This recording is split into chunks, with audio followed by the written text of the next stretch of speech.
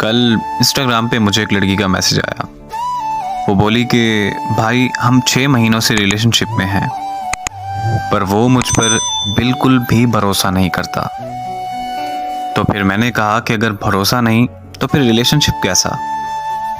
वो बोली कि हाँ भाई आप सही कहते हैं, लेकिन उसका भरोसा भी तो मैंने ही तोड़ा है। मैंने उसे झूठ बोला है और धोखा भी दिया है, लेकिन फिर भी न जाने क्यों वो मेरी सारी गलतियां माफ़ करके मेरे साथ रहता है। तो मैं बोला कि वो तुमसे प्यार तो करता है ना। वो बोली कि हाँ भाई बहुत ज़्यादा प्यार करता है। जब जब मैंने उसका भरोसा तोड़ा है ना, तो वो मेरे सामने छोटे बच्चों की तरह रोता है, और कोई भी लड़का ऐसे किसी के सामने नहीं रोता। तो मैंने उससे पूछा कि तुम उसे प्यार करती हो।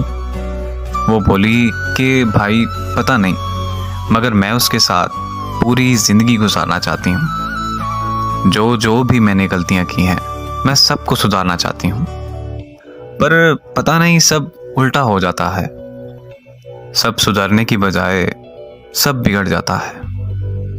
भाई मैंने उसे बहुत रुलाया है, आप बताएं कि मैं ऐसा क्या करूं।